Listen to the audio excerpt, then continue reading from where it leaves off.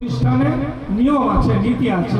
নীতির বাইরে গেলে তাকে পানিশমেন্ট দিতে হয়, এটা বাধ্যতামূলক সব প্রতিষ্ঠানে আছে। যে নীতির বাইরে চলে যাবে তার জন্য বিপদও আছে। তো শাসন করতে হবে, শাসন ছাড়া কখনো সন্তান মানুষ হবে না। এখন শাসন করতে গিয়ে কথার কথা কোনো ওস্তাদ রাগ করে একটাই শাসন করে, একটা বাড়ি দেওয়া তার নির্দেশ আছে মাদ্রাসা থেকে, একটা ব্যাপার করা যাবে। একটা বেত্রাঘাত করতে গিয়ে অনেক সময় দেখা যায় 10 বছরের সন্তান যে বেতের আঘাতটা জুড়ে দিলে, যে পরিমাণ জুড়ে দিলে 10 বছরের সন্তানটা যে পরিমাণ সইতে পারবে, 5 বছরের সন্তান এই আঘাতটা সইতে পারবে না। তার জন্য এটা কষ্টকর হয়ে যাবে, কষ্ট হবে না?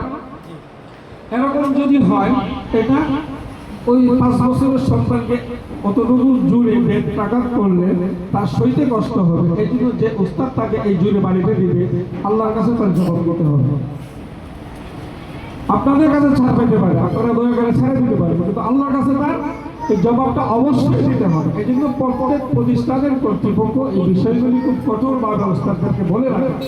শাসনের সীমা রেখা, শাসনের মানে বৈশিষ্ট্য, কি কি করা যাবে, কি কি করা যাবে না। বেত্রাঘাত করতে গেলে কতটুকু ওজনের বেত্রাঘাত করতে হবে, বেত্রাঘাতেরও একটা মাপকাঠি আছে। আমি তাকে 1 পোয়া ওজনেরও একটা বাড়ি দিতে পারবো, 1 কেজি ওজনেরও দিতে পারবো। আমি একটা বাড়ি দেবো তার 10 কেজি ওজনেরও হয়ে যাবে।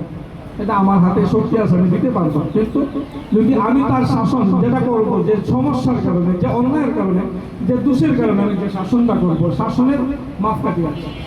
এই মাপের 1 ইঞ্চি 1 চুল পরিমাণ যদি আমি বেশি করি, এটার জন্য আমার আল্লাহর কাছে জবাব দিতে হবে। আর আপনাদের কাছে তো করতে হবেই, এটাই স্বাভাবিক।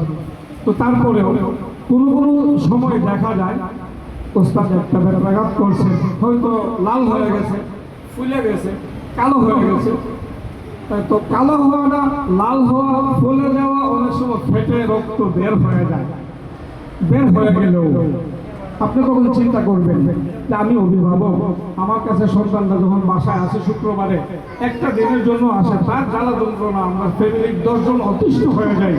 আর আমার সন্তান যখন পুরো সপ্তাহ মাদ্রাসায় থাকে, তাকে যে উস্তাদ নিয়ন্ত্রণ করে, সে তো ধৈর্যহারা হইতেই পারে। হয়তো রাগের বশত একটু আঘাতটা বেশি হয়ে গেছে, ফাইটা গেছে, লাল রাগ হয়ে গেছে, কালো হয়ে গেছে। এটার জন্য তাৎক্ষণিক প্রতিবাদ না করা, উস্তাদকে গালিগালাজ না করা, প্রতিবাদ না করা, দর মার না করা। কারণ আপনার সন্তানকে আপনিও শাসন করেন, আপনিও মানেন, আপনি মানার দ্বারা সমস্যা হয় না, উস্তাদ একটা বের দিলে সমস্যা হয়। তো এই বিষয়টা হলো এরকম, আপনি আপনার সন্তানের গায়ে উস্তাদ মারছে, দাগ হয়েছে, এই দাগটা মলম লাগাইলে, ওষুধ খাওয়াইলে 1 সপ্তাহে শেষ হয়ে যাবে। যদি ফেটে রক্ত বের হয়ে যায়, তো এটা তো ওষুধ লাগাইলে, মলম লাগাইলে 2 সপ্তাহ বা 3 সপ্তাহ ভালো হয়ে যাবে, সুস্থ হয়ে যাবে, এই দাগ থাকবে না, মিশে যাবে। কিন্তু আপনি যদি এই শাসনের জন্য উস্তাদকে গালমন্দ করেন, উস্তাদকে দরপাকড় করেন, প্রতিষ্ঠানে এসে রাগান্বিত করেন, অনেক সময় সামাজিক আধিপত্য বা সামাজিক সফলতা আছে, সমাজের মাধ্যম আমি, সমাজের মেম্বার আমি, সমাজের লিডার আমি, আমার অনেক পাওয়ার, সেই পাওয়ারটা এসে আমি হুজুরকে দেখাই দিলাম, যা পারলাম তা আমি এখানে ঢেলে দিলাম। তো ঢালার কারণে কি হবে, আমার সন্তানের পিছনে যে উস্তাদটা 24 ঘন্টা মেহনত করে আমার সন্তানের মঙ্গলের জন্য, এই সন্তানের অন্তরে আঘাত, এই উস্তাদের অন্তরে কি হবে, আঘাত আসবে। সেই আঘাত যখন উস্তাদকে দিবেন, উস্তাদের অন্তর থেকে বদদুয়া আসার আগেই আল্লাহর পক্ষ থেকে আপনার সন্তানের প্রতি, আল্লাহর পক্ষ থেকে যে কোরআনের লৌহে মাহফুজ থেকে কোরআনের যে নূর তার অন্তরে ধারাবাহিকভাবে প্রবেশ করতেছিল, এটা আল্লাহর পক্ষ থেকে ওখান থেকে কাটা হয়ে যায়।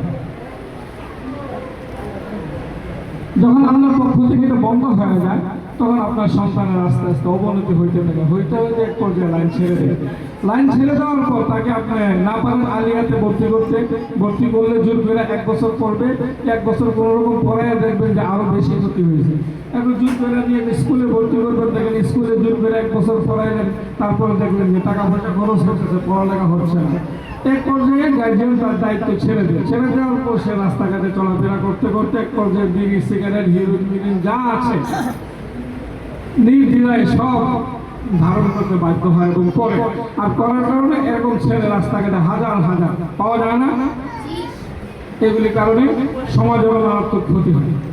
এই জন্য যদি কখনো এই ধরনের কিছু শাসন হয়েও যায়, আল্লাহর ওয়াস্তে ধৈর্য ধরে ক্ষমা করবেন। আল্লাহর কাছে যদি অতিরিক্ত শাসন হয়ে থাকে, যিনি করছেন সে আল্লাহর কাছে জবাব দিয়ে একটু পার পাবেন। আল্লাহর কাছে জবাব দিয়ে আমি যদি বলি আমি আল্লাহর কাছে জবাব দিয়ে পার পাবো, আপনি আল্লাহর রাস্তে ছেড়ে দেন। যখন ছেড়ে দিবেন তখন আপনার সন্তানের ভবিষ্যৎ ইনশাল্লাহ ভালো হবে। আল্লাহর যে রহমত নাজিল হইতে থাকবে, এটা ধারাবাহিকতা জারি থাকবে, তখন আপনার সন্তান কামিয়াব হবে।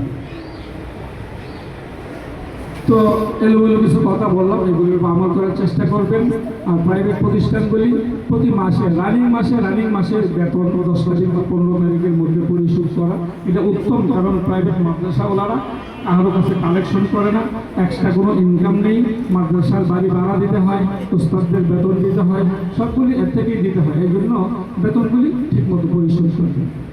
আর স্কুল কলেজে দেখা যায়, ইংলিশ মিডিয়ামে দেখা যায় 50,000 টাকা ভর্তি, 1 লাখ টাকা ভর্তি, মাসে 50,000 টাকা বেতন, মাসে 30,000 টাকা বেতন দিয়ে পড়াইতে হয়। এরপরেও আবার কোচিং করাইতে হয়। হ্যাঁ, অঙ্ক গণিত কোচিং করাইতে হয় 5,000 টাকা দিয়ে, ইংলিশ কোচিং করাইতে হয় 5,000 টাকা দিয়ে। হ্যাঁ, আরো অন্য কোচিং আছে, এগুলি করাইতে হয় 2টা 3টা 4টা 5টা কোচিং করাইতে হয়। ওখানে আরো 20-25,000 টাকা চলে যাচ্ছে। ওইগুলির প্রতি কোনো দয়া লাগে না, মায়া লাগে না। কিন্তু মাদ্রাসায় দিলে এই 1,000 টাকা ভর্তি, এখানে 200 টাকা কমানোর জন্য 1000 বার পেরাপেরি করবে। এগুলি অনুগ্রহ করে করবেন না। আল্লাহ পাক সকলকে বোঝার এবং আমল করার তৌফিক দান করেন।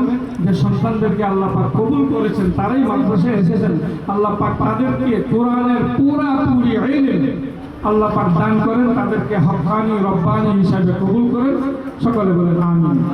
আপনাদেরকেও যোগ্য এবং আদর্শ অভিভাবক হিসাবে আল্লাহ পাক কবুল করেন। আমিন। কোরআন শরীফের পৃষ্ঠা খুলে